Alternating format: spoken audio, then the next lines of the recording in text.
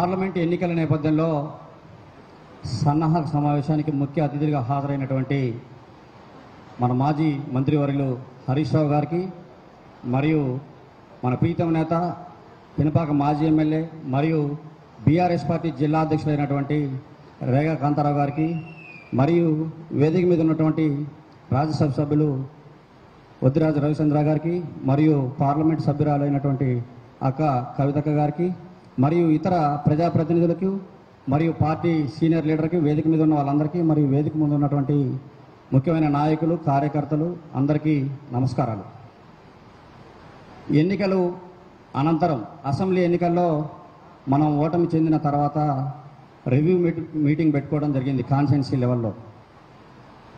పినపాక నియోజకవర్గంలో అన్ని రంగాల్లో అంటే గ్రామీణ ప్రాంతాలు, పట్టణ ప్రాంతాలు, విద్యారంగం, వైద్య రంగం అన్ని రంగాల్లో కూడా మన ప్రీతం నాయకులు రేగా కాంతారావు గారు ప్రభుత్వం నుంచి అత్యధిక నిధులు తీసుకొచ్చి మన నియోజకవర్గాన్ని అభివృద్ధి చేయడం జరిగింది. దాంతోపాటు తన వ్యక్తిగతంగా ఉన్నటువంటి అవకాశాలను కూడా వినియోగించి ఎంతోమంది నిరుపేదలకు కూడా సహాయం చేశారు. నియోజకవర్గ స్థాయిలో అభివృద్ధి చేయడం జరిగింది. రాష్ట్ర స్థాయిలో కూడా అనేక సంక్షేమ పథకాలు మన నియోజకవర్గ ప్రజలకు రాష్ట్ర వ్యాప్తంగా ఎట్టొచ్చినాయో అట్లే నియోజకవర్గ వ్యాప్తంగా అందరూ సంక్షేమ పథకాల ఫలాలు తీసుకోవడం జరిగింది. కానీ ఎన్నికల్లో ఓటమి చెందడంలో మన రాష్ట్ర ప్రభుత్వం తీసుకున్నటువంటి కొన్ని పథకాల మూలంగా ప్రజల్లో కొంతమందికి న్యాయం జరిగే అవకాశం ఉన్నా ఎక్కువ మందిలో ఈర్ష్య కలిగినటువంటి సందర్భంలో గ్రామాల్లో పబ్లిక్ని బ్యాలెన్స్ చేయటం కొంచెం ఇబ్బందిగా మారింది. ఎన్నికల సందర్భంలో ఉన్న సందర్భం అందరూ మనతో ఉంటున్నా కానీ కొంత అండర్ గ్రౌండ్లో వాళ్ళకు వచ్చింది మీకు రాలేదనే సందర్భంలో కొంత అవతలలో గ్రౌండ్లలో అవతలని ఎక్కువగా క్యాచ్ చేసుకున్నారని కూర్చొని చర్చ చేసిన సందర్భంలో గుర్తించడం జరిగింది.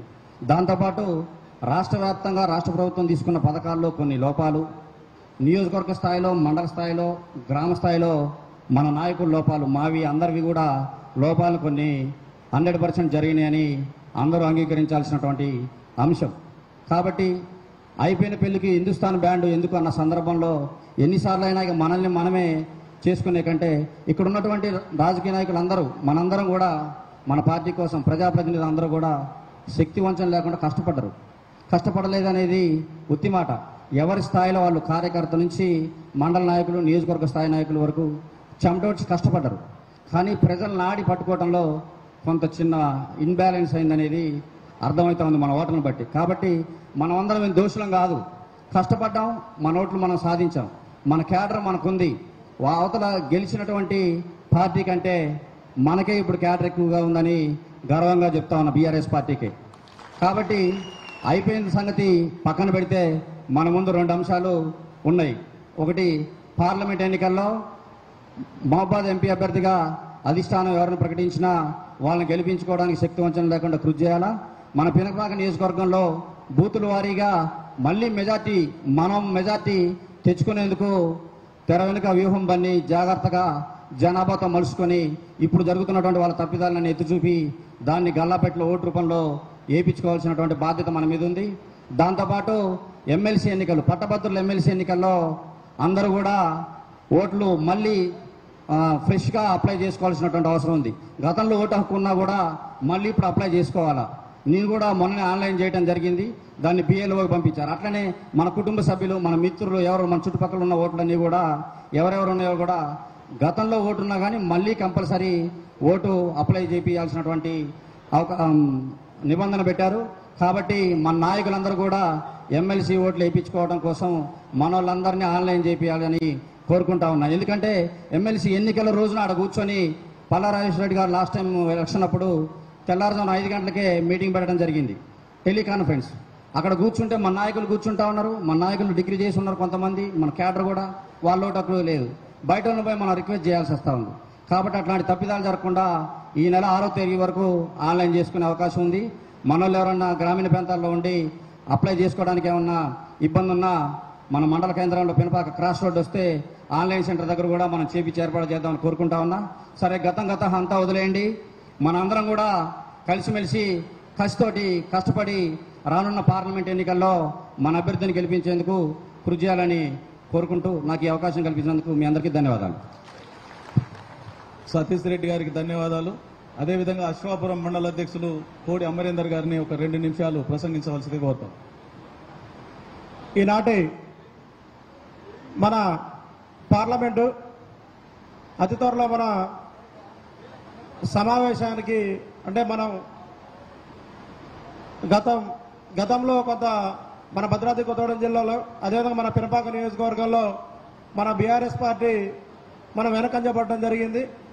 కావున రాబోయే పార్లమెంట్లో మనం అందరం కూడా ఒక సమీక్ష చేసుకొని దానికి లోటుపాట్లన్నీ కూడా పక్కన పెట్టుకొని అత్యధికంగా మన అధిష్టానం ఇచ్చినటువంటి పిలుపు మేరకు ఇలా అందరూ కూడా కంకణబద్దులై మనం అంతా కూడా ముందుకెళ్లాలని చెప్పేసి ఈ యొక్క కార్యక్రమానికి ముఖ్య అతిథిగా వచ్చేసినటువంటి మన తన్నీరు హరీష్ రావు గారు మాజీ మంత్రివర్యులు, అదేవిధంగా మన సభ అధ్యక్షులు మన పినపాక నియోజక అభివృద్ధి ప్రదాత రేగా కాంతారావు గారికి, అదేవిధంగా మన ప్రస్తుత ఎంపీ కవితక్క గారికి, అదేవిధంగా మన రాజ్యసభ సభ్యులు మన వద్దిరాజు రవిచంద్ర గారికి, ఇక్కడ స్టేజ్ మీద ఉన్నటువంటి నాతో పాటు ఉన్నటువంటి మండల పార్టీ అధ్యక్షులకు, జడ్పీటీసీలకు, అదేవిధంగా వివిధ హోదాల్లో ఉన్నటువంటి నాయకులకు, మన స్టేజీ ముందు ఉన్నటువంటి మన బీఆర్ఎస్ పార్టీ కార్యకర్తలందరూ కూడా నేను ప్రత్యేకంగా కృతజ్ఞతలు తెలియజేస్తున్నాను. ఇప్పుడు మన భవానీ శంకర్ గారు ఇక్కడ ఉన్న వాళ్ళందరిలో కూడా అంటే నియోజకవర్గంగా రాజకీయంగా ఇంచుమించు వయసులో కూడా చాలా పెద్దవారు, చాలా వివరంగా చెప్పారు. అంటే న్యాయం ఓడిపోయింది, అన్యాయం గెలిచిందని చెప్పారు. కానీ ఆ న్యాయం ఎప్పుడు కూడా ఎప్పుడైనా గెలుస్తుంది, అన్యాయం తాత్కాలికం అని ఖచ్చితంగా దాన్ని నిరూపించుకోవాల్సిన బాధ్యత కూడా మన మీదనే ఉన్నది. ఎందుకంటే రేగా కాంతారావు గారు అనేటువంటి మన పినపాక నియోజకవర్గాన్ని వారు ఎంత చేశారు, వారి సొంత ఖర్చులతోటి కానివ్వండి, ఇవాళ వివిధ రకాలుగా అంటే చదువు పరంగా, విద్యాపరంగా కావచ్చు, వైద్యం పరంగా కావచ్చు, అనేక రకాలుగా మనం చూసాం. ఈ కళ్ళ మరి ఇలా ఒక తల్లిదండ్రులు ఉన్నారంటే వాళ్ళ కొడుకుల కూతుర్లకి వాళ్ళొక ఉన్నత హోదాలో ఉన్నా, లేకపోతే మనం తినడానికి కూడు లేకపోయిన పరిస్థితులు ఏదో ఉన్నా తల్లిదండ్రులు పడుచుకున్నటువంటి వారు చాలా తక్కువ మంది ఉంటారు. అయినా కానీ సొంత డబ్బులతోటి, సొంత ఖర్చులతోటి కోట్ల రూపాయలు ఖర్చు పెట్టి మన హైదరాబాద్ తీసుకెళ్లి సొంత ఖర్చులతోటి వాళ్ళని ఇంటికి వచ్చే వరకు కూడా ఒక్క రూపాయి కూడా పక్కన మనిషికి కూడా రూపాయి ఖర్చు కాకుండా బ్రహ్మాండంగా వాళ్ళకి కంటి చూపించి కంటి వెలుగునిచ్చినటువంటి ఘనత మన రేగా కాంతారావు గారికి దక్కిందని చెప్పేసి నేను చెప్తా ఉన్నాను. ఆ పరంగా పోతే మనందరికీ తెలుసు, ఎంతో మంది చదువుకోలేని పిల్లల వల్ల టాలెంట్ ఉండి చాలా ఇబ్బంది పడుతున్నటువంటి వాళ్ళకి కనీసం తిండి తెలియని పరిస్థితుల్లో కూడా వాళ్ళు ఆడిపోతా ఉంటే అటువంటి సందర్భాల్లో ఏ నైట్ వచ్చినా కానీ ఇందాక మన పెద్దలు చెప్పినట్టుగా మన మిడ్ నైట్ వచ్చినా కానీ ఏంట్రా నీ బాధ అంటే ఇది పరిస్థితి అంటే, లేకపోతే ఒక మహిళా సోదరులు కానీ సోదరులు అట్లాంటి అంటే చదువుకున్నటువంటి వారు వచ్చినా కానీ ఏంటమ్మా అని చెప్పేసి అని తక్షణమే ఉన్నా లేకపోయినా నేను చాలా సందర్భాలు చూసాను, మనందరూ చూశారు, మీరు అందరూ కూడా ఎందుకంటే సారమ్మడి ప్రయాణం చేసినప్పుడు పక్కన మన ఎవరు నాయకుడి దగ్గర డబ్బులు ఉన్నాయి ఒక 10,000 అని చెప్పేసి అని పక్కన అడిగి కూడా ఆ 10,000 తీసి ఇచ్చేస్తే తర్వాత తదుపరి రోజు మళ్ళీ వారికి ఇచ్చిన సందర్భం ఉంది. అంటే అటువంటి మనసున్న నాయకుడు, ఎందుకంటే మనం మాటలో చెప్పుకోవడం కానీ చాలా తక్కువ మంది ఉంటారని చెప్పేసి నేను సభాముఖంగా తెలియజేస్తా ఉన్నా. ఎందుకంటే మనకు ప్రతి ఒక్కరికి ఏంటంటే ఇందాక మన మిత్రుడు మా సోదరుడు చెప్పాడు సతీష్ రెడ్డి గారు, మనం అందరం కష్టపడ్డాం. ఎందుకంటే గతంలో 52,000 ఓట్లు పినపాక నియోజకవర్గాలు వస్తే ఈసారి 56,000 ఓట్లు వచ్చినాయి. కానీ 10 సంవత్సరాల పాటు సరే మనం అధికారంలో ఉన్నాం. సరే కేసీఆర్ గారు కూడా చాలా మామూలు విషయం కాదు అది. ఎందుకంటే ఇలా రైతు బంధు, రైతు బీమా, అనేక సంక్షేమ ఫలాలు, ఎన్నో ఫలాలు ఊహించని విధంగా తీసుకురావడం జరిగింది. కాకపోతే 2-3 విధాలలో మనం హౌసింగ్ పరంగా కావచ్చు, ఒక 2-3 విషయాలలో కొంత మనం వాటిని అనుకున్న టైంలో చేయలేక వాటిని ఈ 420 హామీలు ఏవైతే ఉన్నారో ఎవరైతే ఇవాళ నిన్న మాట్లాడాడు ముఖ్యమంత్రి గారు, ఇవాళ వాస్తవంగా ఒక సభా వేదికలో ఒక అధ్యక్షత వహిస్తున్నా మాట్లాడుతున్నాం అంటే ఒక ముఖ్యమంత్రిగా ఉన్నాం, నేను మన ప్రతిపక్ష హోదాలో లేము, ఒక పాలక పక్షంలో ఉన్నాం, మన ప్రభుత్వం నుంచి ప్రజలకు ఇచ్చే మెసేజ్ మంచిగా ఉండాలి అని ఉండాలి. నిన్న అక్కడ మాట్లాడుతూ ఉన్నాడు, ఎవడరా మన ప్రభుత్వాన్ని ఉడబీకేది, ఎవరు ఉడబీకుతో చూస్తాం తొక్కుతప్ప అంటే ఆ మాటలు మీరు అబ్జర్వ్ చేయండి. భయభ్రాంతం ఆయన ఉంటే భయం నిండుకొని చెప్పినట్టే మాట్లాడింది తప్ప ఆయన ధైర్యంగా మాట్లాడట్లేదు అది. కాబట్టి ఏదైనా కానీ ఎందుకంటే ఆయన ఒక ముఖ్యమంత్రి హోదాలో ఉండి కూడా ఎట్లా మాట్లాడాలో అది అంటే ఇంకా ఫౌండేషన్ లేని విధానంగా మనకు ఇందాక ఎప్పుడో మన 10 సంవత్సరాల క్రితం కాంగ్రెస్ పార్టీ ఎప్పుడో చచ్చిపోయిందని చెప్పినట్టు మన భవానీ గారు చెప్పినట్టుగా అది వాస్తవం. మన 5 రాష్ట్రాలలో మధ్యప్రదేశ్, రాజస్థాన్, ఛత్తీస్గఢ్ ఎన్ని రాష్ట్రాలతో పోల్చుకుంటే మునిగినట్టుగా ఒక 4-5 సీట్లతో మన ఒక్కడే బయటపడదు తప్ప రాజస్థాన్ పెద్ద ఎన్నో ఎంపీలు ఉన్నటువంటిది. ఇక్కడ 17 ఎంపీలు గెలుస్తున్నాట. ఈ 420 హామీలు 6 గ్యారెంటీలు అమలైతాయట. ఇది గమనించాలి, ఇది మన ప్రజల్లోకి తీసుకెళ్లాలి. 300 పైచిలకు సెంట్రల్లో వస్తేనే ప్రభుత్వం ఫామ్ అవుతుంది. ఇది వీళ్ళకి ఎక్కడ కేంద్రంలో కనీసం నిన్న మమతా గారు చెప్పారు. మమతా గారు ఏం చెప్పారు మనం చూసాం, సోషల్ మీడియాలో ఇలా పత్రికా మిత్రులు చూసాం. ఏం చెప్పారు? మొత్తం మన దేశం మొత్తం మీద, కేంద్రం మొత్తం మీద 50 సీట్లు ఎంపీలు వచ్చే అవకాశం లేదు. ఎప్పుడో కాంగ్రెస్ పార్టీ మన మట్టి గడిచిపోయిందని చెప్పారు. వాళ్ళకు ఉన్నటువంటి లెఫ్ట్ పండ్లు ఏదైతే మొత్తం విడిపోయినాయి, ఎక్కడెక్కడ ముక్కలు చెక్కలు అయిపోయినాయి. నేను అది తీసుకొచ్చి జార్ఖండ్ లో ఎమ్మెల్యేలను తీసుకొచ్చి మన హైదరాబాద్ లో పెట్టారు 43 ఎమ్మెల్యేలని. ఎందుకు మీకు అంత భయం? అంటే ఇటువంటి చాలా, ఎందుకంటే మనం అభివృద్ధి చేశాం. మన కేసీఆర్ గారు అభివృద్ధి చేసిండు, మన మంత్రి గారు మన ఎమ్మెల్యే గారు అభివృద్ధి చేసిండు. చేసినాక కూడా, చేసిన తర్వాత కూడా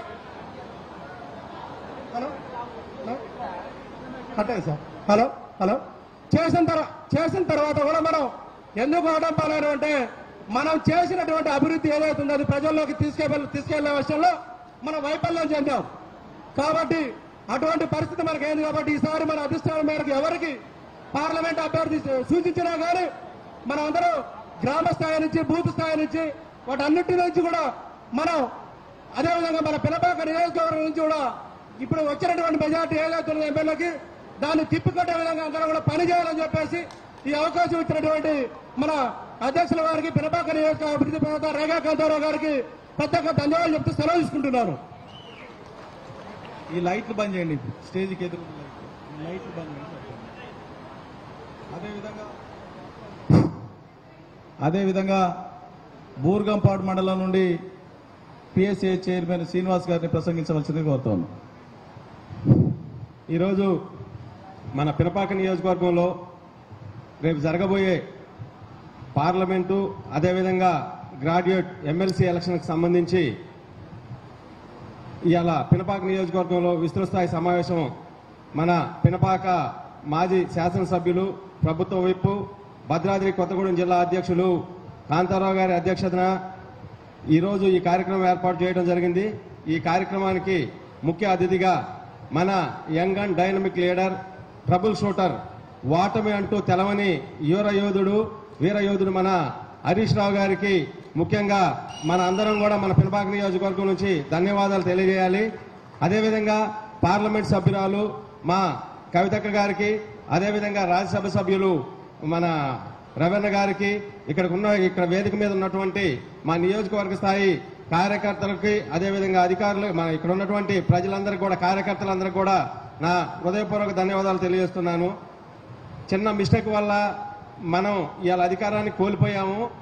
అంటే మన కేటీఆర్ గారు, హరీష్ రావు కూడా చెప్తారు 1.05 అంటే కొంత స్వల్ప ఆధిక్యతతో ఓడిపోయాం. అది కూడా మన గ్రామీణ ప్రాంత ఓటర్ల వల్లే మనం పోయాం. కానీ ఇవాళ హైదరాబాద్ కానివ్వండి, సిటీలో ఎక్కడ చూసినా కూడా హైదరాబాద్ సర్కిల్ మొత్తం కూడా దగ్గర 20 సీట్లు, 17 సీట్లు మనం గెలిచినాం. అంటే ఇంకొక 10 సీట్లు గెలిచినట్టయితే కొన్ని మన పార్టీలో అధినాయకత్వంలో కూడా చిన్న చిన్న లోపాలు ఉన్నాయి. ఆ లోపాలను కూడా రేపు జరగబోయే ఎలక్షన్లో మనం సవరించుకొని మండల స్థాయి నుంచి, గ్రామ స్థాయి నుంచి, జిల్లా స్థాయి వరకు కూడా మన బూత్ కమిటీలను మంచి చేసుకొని కింద నుంచి, గ్రౌండ్ నుంచి కూడా మన పార్టీని స్ట్రెంథన్ చేసుకోవాలి. ఏంటంటే మనం ఉద్యమ పార్టీ అని కొంతమంది ఏదో తెలియకుండా వెళ్ళిపోయారు. కానీ పార్టీ ఇప్పటి నుంచి కూడా మన గ్రామ స్థాయి నుంచి కూడా, గ్రామ కమిటీ అధ్యక్షుల నుంచి, బూత్ నుంచి కూడా అన్ని కూడా మనం స్ట్రెంథన్ చేసుకొని రేపు జరగబోయే పార్లమెంట్ కానివ్వండి, ఎమ్మెల్సీ ఎలక్షన్ కానివ్వండి, అధిక ఓట్లను సంపాదించుకొని మనం అంటూ మన పార్టీ ఇవాళ కొంతమంది చెప్తున్నారు ఈసారి తోటి పార్లమెంట్ అయిపోతే బీఆర్ఎస్ మట్టి కట్టుకొని పోతుంటారు. వాస్తవంగా ఏంటంటే ఇవాళ మన రేవంత్ రెడ్డి గారు ఎటుపోయినా కూడా ఏం జరుగుతుందో ఆ సీట్ కాడ ఏదో మన బాంబు మీద కింద బాంబు పెట్టినట్టు వచ్చి ఎంక్వైరీ చేసుకొని తీసుకొని కూర్చోవాల్సిన పరిస్థితి అయింది. మన పార్టీ ఎప్పుడు కూడా ఉద్యమ పార్టీ ఎక్కడికి పోయేది కాదు. ఊరు పల్లె తిరిగి తెలంగాణ రాష్ట్రాన్ని ఇలా బంగారు భవిష్యత్తులో నడిపించినటువంటి ఏకైక వ్యక్తి మన ముఖ్యమంత్రి గారు. ఆయన వెనుకున్నటువంటి వ్యక్తులు కూడా మామూలు ఒక శక్తుల్లాగా పనిచేసి రాష్ట్రాన్ని నలుగుమూలల, అంటే నేను చూశాను నిన్న రాత్రి చిన్న డిన్నర్కి సార్ వస్తే, మన హరీష్ రావు గారు వస్తే మేమందరం ఆడిపోయి కూర్చుంటే 20 నిమిషాలు కూడా అక్కడ జరిగే ఇప్పుడు శ్రీశైలం మొత్తం దాన్ని ఆంధ్రాకి తాకట్టు పెడుతున్నారు. అది పద్ధతి కాదన్నా, స్టేట్ స్టేటస్ పోద్ది, మీరు చూడండి పద్ధతి కాదని చెప్పి ఇవాళ మన అధికారం లేకపోయినా కూడా వాళ్ళ మీద ముళ్ళకమ్మ ఏదో బురద జల్లాలి. కానీ మన రాష్ట్రంలో మనకు వచ్చే నిధులను మీరు మాత్రం తాకట్టు పెట్టొద్దని చెప్పేసి 20 నిమిషాలు మాట్లాడారు గవర్నమెంట్ లో లేకపోయినా. ఇక రైతుల పరంగా చూస్తే ఇప్పుడు మేము మామూలుగా రైతు పరంగా మేము వచ్చినాం కాబట్టి ఇలా ఫ్యాక్టరీలో ఎంత డెవలప్ ఇవాళ ఒడ్లు కొనాలి అంటే ఏ రోజు కూడా దళారులు వచ్చి కొనుక్కొని పోవటమే తప్పితే మన దగ్గర నుంచి అకౌంట్ లో డబ్బులు పడే దాఖలాలు ఎక్కడా కూడా లేవు.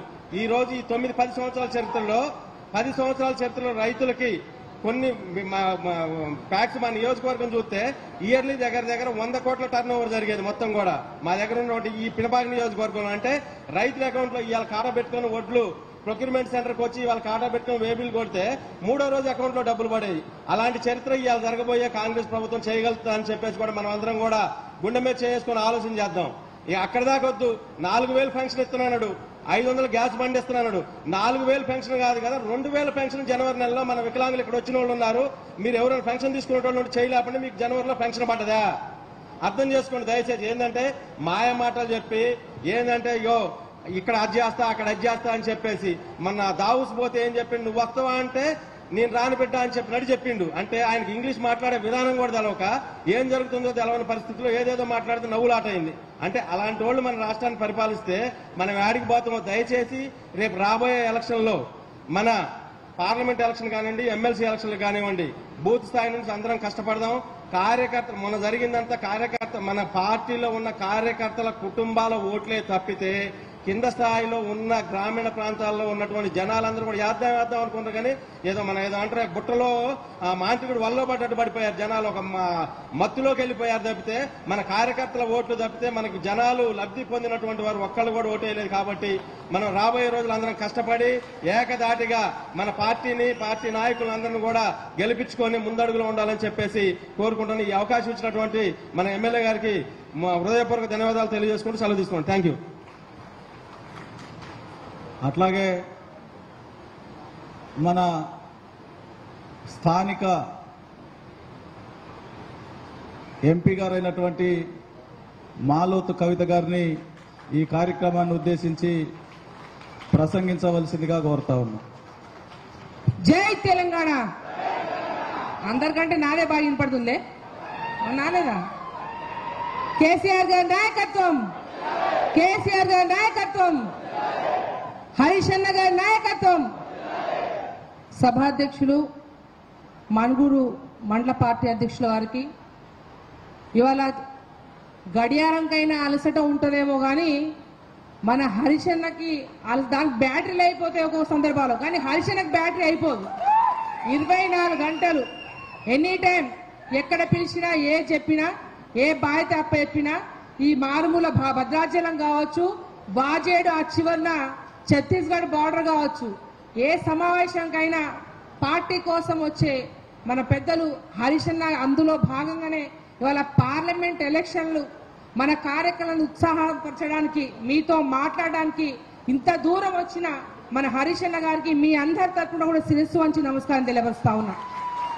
మీ అభిమాన నాయకుడు, మీరు ఎప్పుడు కూడా జై రేగా అనే మన అన్న రేఖాంతరావు గారికి, అన్న వద్దిరాజు రవిచంద్రన గారికి, మరి ఎర్రోళ్ళ సీనన్న గారికి, మరియు వేదిక పైన జెడ్పీటీసీలు, మండల పార్టీ అధ్యక్షులు, ఎంపీపీలు, సీనియర్ నాయకులు దిండిగల్ రాజేందర్ గారు, భవానీ గారు, నేను ఎప్పుడు అంకుల్ అని పిలుస్తా, సీనియర్ నాయకులు చాలా స్పష్టంగా అంత అర్థమయ్యే విధంగా మాట్లాడిన భవానీ గారు, సీనన్న గారు, మీతో అందరికీ, మీతో మా సోదరి మండలకు, జెడ్పీటీసీలు, ఎంపీపీలకు, మన పినపాక నియోజకవర్గ కార్యకర్త సోదరులకు, మా మహిళలకు, మీడియా మిత్రులకు మీ అందరికీ శిరస్సు వంచి నమస్కారం తెలియపరుస్తా ఉన్నా. పోయినసారి పార్లమెంట్ ఎలక్షన్ లో కూడా నా అదృష్టం కొద్దీ రేగన్న ఆ రోజు అభివృద్ధి కొరకు కాంగ్రెస్ పార్టీని వదిలేసి కేసీఆర్ గారి నాయకత్వంలో పనిచేసేందుకు గాను రేగా గారు మీరందరూ సమిష్టి కృషితో ఆ రోజు కూడా మన పార్లమెంట్ ఎలక్షన్ లో 26,000 మెజార్టీ వచ్చింది. అది మీ అందరి శ్రమ. ఇవాళ వాస్తవంగా నాకు ఇప్పుడు నేను మొన్న ఎమ్మెల్యే ఎలక్షన్ తిరిగేటప్పుడు నన్ను ఎవరు అడిగినా ఒకటే అనేది, అమ్మ మీ పార్లమెంట్ సెగ్మెంట్లో ఎన్ని గెలుస్తాయి అంటే రేగా గెలుస్తాడు, పెద్ది గెలుస్తాడు, భద్రాచలం గెలిచి ఇట్లా లెక్క పెట్టుకుంటూ చెప్పుకుంటూ పోయేదాన్ని. కానీ రేగా ఓడిపోయినాక నాకు నిజంగా ఆశ్చర్యం కలిగింది. అరే ఏదైతే పోడు భూముల కోసం కేసీఆర్ గారితోటి హరీష్ అన్నతో కొట్లాడి పోడు భూములు తెచ్చినందుకు ఓట్లేదా, బ్రిడ్జిలు తెచ్చినందుకు ఓట్లేదా, మారుమూల ఏజెన్సీ ప్రాంతాల్లో గూడెల్లో రోడ్లు తెచ్చినందుకు ఓట్లేదా, కరోనా టైంలో ప్రాణాన్ని లెక్క చేయకుండా ఇంటింటికి గడప గడపకి అక్కడ ఇక్కడ ఐటీసీ వాళ్ళతో మాట్లాడి పెద్దలతో మాట్లాడి కొంతమంది ఎవరైనా సహాయం చేసే వాళ్ళ దగ్గరైన బియ్యాలు పప్పులు ఉప్పులు నూనెలు తీసుకొచ్చి పంచినందుకే లేదా, లేకపోతే వరదలు వచ్చి ఇళ్ళు ఊర్లు వాడవాళ్ళు మునిగిపోయినప్పుడు ప్యాంట్ అంతా మలుచుకొని నడుములోతు నీళ్ళలో పోయి ఇవాళ అన్ని పప్పులు వాళ్ళకి ఆవాస కేంద్రాలకు పంపించి భోజనాలు పెట్టి వాళ్ళ బాగోగులు చూసినందుకు ఓట్లేదా? అని ఎందుకు ఓట్లేదో ఆశ్చర్యం గురి చేసింది. ఈ పినపాక నియోజకవర్గంలో అభివృద్ధికి ఇవాళ మొత్తానికి బొంద పెట్టింది ఇవాళ ఈ ప్రాంత ప్రజలు. ఎప్పుడు నాకు హైదరాబాద్ లో, ఎందుకంటే రేగన్న చాలా యాక్టివ్గా ఉంటాడు కాబట్టి నన్ను ఎక్కడ అవసరం ఉంటే అక్కడ ఒక పార్లమెంట్ సభ్యురాలుగా అక్క ఫలానా రోడ్ ఓపెనింగ్ రా, ఫలానా మీటింగ్ రా అంటే ఆయన ఎప్పుడు పిలిస్తే అప్పుడు వచ్చేది. ఎప్పుడు వరదలు వచ్చినా, నీళ్లు వచ్చినా, ఇబ్బంది వచ్చినా, ఏ కారకటి వచ్చినా రేగన్న పిలుపు మేరకు ఎప్పుడు వస్తా ఉండే. కానీ హైదరాబాద్ లో కేసీఆర్ దగ్గర లేకపోతే హరీష్ అన్న దగ్గర కేటీఆర్ దగ్గర కలిసినప్పుడు ఎప్పుడు చేతిలో కాగితాలు ఉండేది, ఇంత బుక్కులు పట్టుకొచ్చేది. ఏది ఎప్పుడు చూసినా పినపాక నియోజకవర్గం సంబంధించి ఈ రోడ్లు కావాలనో, బ్రిడ్జిలు కావాలనో, చెక్ డ్యాంలు కావాలనో తిరుగుతూ ఉండే. అంటే అంత అభివృద్ధి చేసిన నాయకులు కూడా ఇవాళ మొహం కొట్టి ఇవాళ ఓట్లు వేయలేదంటే అసలు ప్రజలు కనీసం ఇప్పటికైనా ఆలోచించాలని మేము తెలియవరుస్తా ఉన్నాం. ఎందుకంటే ఇప్పటికే ఆలోచన మొదలైంది. ఎందుకంటే ఒక్క పినపాకే కాదు, మేము తండాల్లో ఊళ్ళలో పోయినప్పుడు తెలుస్తా ఉంది. అరే మోసపోయినాం, ఈ కాంగ్రెస్ వాళ్ళు అంత లంగగాళ్ళు దొంగగాళ్ళు 420 హామీలు ఇచ్చిండ్రు. అరే పెన్షన్ డబల్ ఇస్తాను ఓట్లేస్తే మా మహిళలైతే ఏముంది 2005 మొన్న డిసెంబర్ 9లో అకౌంట్లోనే పడ్డాయి అనుకో మొత్తం గుద్దేసిండ్రు మా మహిళలైతే. ఇక ఉచిత బస్సు అనగానే ఎగబడ్డట్టే వేసిండ్రు. ఇవాళ ఇంకేముంది, మా ఆడవాళ్ళకి ఫ్రీ అంటే కదా సంబరం. ఇక బంగారం తులం బంగారం అనగానే వన్ సైడ్ అనుకుంటే మా అన్నల మనసులు కూడా మార్చి తులం బంగారం చూసా రేవంత్ రెడ్డి చెప్పిన మాటలు బుట్టలు పడి అట్లా ఓటేసిండు. మరి ఎడిపోయా మీ తులం బంగారం, ఎడిపోయా నీ 2005 ఎడిపోయా. ఇంకా ఇది చూడండి, అసలు మన కేసీఆర్ సారు ఎప్పుడు ప్రతిసారి నవంబర్ వచ్చిందంటే ఫస్ట్ వీక్ సెకండ్ మొదటి వారం 2 వారాల్లోనే రైతులకు పెట్టుబడి పైసలు ఇవ్వాలని చెప్పి అప్పో సుప్పో, ఎందుకంటే తండ్రి ఏం చేస్తాడు, ఇంటికి బిడ్డలో పెట్టాలంటే ఎక్కడో అప్పో తప్పో తీసుకొచ్చి సమయానికి కడుపు నిండా భోజనం పెడతాడు. అలాంటి కేసీఆర్ని ఇంటిని ఎట్లా కాపాడిండో తెలంగాణను అట్లా కాపాడి రైతులకు రైతు బంధు పైసలు ఇస్తుండే. అంతేకాదు కరోనా టైంలో 1,00,000 కోట్ల నష్టం వచ్చినా నా రైతులు ఇబ్బంది పడొద్దని 7,000 కోట్ల రూపాయలు అప్పు తెచ్చి స్వయాన్ని రైతు బంధు ఇచ్చిండు. మరి రేవంత్ రెడ్డి మొన్న ఎలక్షన్లప్పుడు ఏం చెప్పాడు, ప్రెస్ మీట్ పెట్టి అరే మీరు 2 లక్షల రుణమాఫీ ఉంది కదా తీసుకున్నా ఉంటే మళ్ళీ తీసుకోండి, నీకు మళ్ళీ 9వ తారీఖు నేను మాఫీ చేస్తా అన్నాడు. ఎక్కడ పోయి 2 లక్షలు? సోనియమ్మ 200 యూనిట్లు మొత్తం సోనియమ్మే కడుతీయండి. అసలు నీ 200 యూనిట్లు ఎడివా అంటే నేను ఏమంటున్నా అంటే జనాలు అన్ని కాంగ్రెస్ పార్టీ చెప్పిన కల్లుబొల్లి హామీలు, 420 హామీలు, లంగ హామీలు సోషల్ మీడియాలో చూసి వాళ్ళ మోసపోయి ఓట్లేసిండ్రు. ప్రజలు ఆల్రెడీ తేరుకున్నారు, ప్రజల్లో చర్చ జరుగుతూ ఉంది. అరే రేగలాంటి నాయకుడిని ఎందుకు ఓడగొట్టుకున్నాం, అయ్యో కేసీఆర్ సీఎం లేకపోయా కదా, టైంకుంటే మన కేసీఆర్ సారే వాళ్ళ రైతు బంధు వేసేటోడు కదా అని. ఎందుకంటే కాంగ్రెస్ పార్టీకి కనీసం మొదటి దఫాలో ఆయన పెంచుతా అని చెప్పింది దేవుడికి ఎరుగు, అది ఇచ్చేయలేదు సచ్చేయలేదు. కానీ కనీసం మన కేసీఆర్ సార్ ఇచ్చిన విధంగా ఏ విధంగా ఉన్నాయి పెట్టుబడి పైసలు సమయానికి ఇవ్వాల్సిన రైతు బంధు పైసలు కూడా ఇవ్వలేని దుస్థితి ఉందంటే ఇక ఈ 6 హామీలకు 420 హామీలకు ఏమైనా పత్రం ఉందా, నమ్మకం ఉందా? ఇంకా పైగా ఏమంటాడు కొత్త మాట, ఎంపీ ఎలక్షన్ లో ఓట్లేయాలని చెప్పి జనాలు మోసపోవాలి. అక్కడ రాహుల్ గాంధీ ఏమో ప్రైమ్ మినిస్టర్ కావాలట, ఇక్కడ ఎంపీలేమో కాంగ్రెస్ వాళ్ళు గెలవాలట. అరే నీ తాత దిగొచ్చినా నీ జేజమ్మ దిగొచ్చినా అక్కడ రాహుల్ గాంధీ ప్రధానమంత్రి అయ్యే సమస్యే లేదు. మీకు 30-40 వచ్చి కొసరు వేస్తేనే చాలా కష్టం.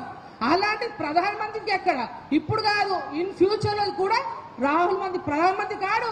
తెలంగాణ రాష్ట్రంలో వాళ్ళు ఇచ్చిన హామీలు ఏ ఒక్కటి నెరవేరవు. చచ్చుకుంటే ఇస్తే 500 రూపాయలు గ్యాస్, అది ఎంత అయిందంటే సంవత్సరానికి మొన్న హరీష్ అన్న మాట్లాడి చెప్పిండు, అన్న మరి మా మహిళలు గ్యాస్ అని అంటారు, మొన్న ఓట్లేసింది ఎట్లా అంటే ఏముందమ్మా మా అంటే ఒక 2,500 కోట్ల కంటే ఎక్కువ కావన్నారు. ఆ 2,500 కోట్లు చాలా తక్కువ డబ్బు కాబట్టి చచ్చుకుంటే ఏదో మీకు గ్యాస్ సిలిండర్ ఫ్రీ 500కి ఇచ్చినని అది ఇవ్వగలుగుతారో కానీ మిగతా హామీలు ఏది నెరవేరవు. రేగన్నతో పాటు మీ అందరితోటి రేపు ఖచ్చితంగా కేసీఆర్ గారి ఆశీస్సులతోటి, హరీష్ అన్న గారి ఆశీస్సులతోటి తప్పగా మహబూబాద్ పార్లమెంట్ సభ్యురాలుగా నేనే పోటీ చేస్తా. మీ అందరు ఆశీస్సులు కావాలి, మీ దీవెనలు కావాలి ఖచ్చితంగా. గతంలోనే మీరు మీ ఆడబిడ్డగా నన్ను ఆదరించిండ్రు, దీవించిండ్రు. కాబట్టి ఖచ్చితంగా మీరు దీవించండి, ఆదరించండి. ఏ మీ ఇబ్బందులు ఉన్నా ఆపదైనా ఈ కాంగ్రెస్ పార్టీ హామీలు ఇచ్చేంత వరకు ముక్కులు పిండి రోడ్లు ఎక్కే దగ్గర ఏ గూడకైనా, ఏ తండకైనా, ఏ వాడకైనా ఇటు మీ అందరితో కూడా నడవడానికి నేను సిద్ధంగా ఉన్నానని ఇవాళ తెలియవస్తా ఉన్నా.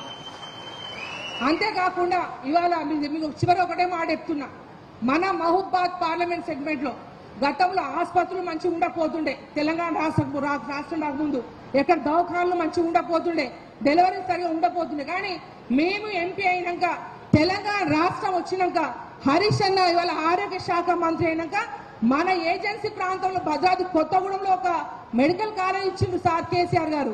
వాళ్ళ మన మానకోటకు ఓడిచ్చిండు, వాళ్ళు నర్సాపేటకి ఇచ్చిండు, వాళ్ళు ములుగుకి ఇచ్చిండు. అంటే ఇంత గొప్పగా అభివృద్ధి చేసిన కేసీఆర్ ని మనం అందరం గుండెలో పెట్టుకోవాలి. మన సత్తా ఏందో ఇప్పటికే మీ అందరు బాధపడుతున్నారు. రేయ గారు ఓడిపోయేందుకు మీరు బాధపడుతున్న విషయం స్పష్టంగా కనబడతా ఉంది.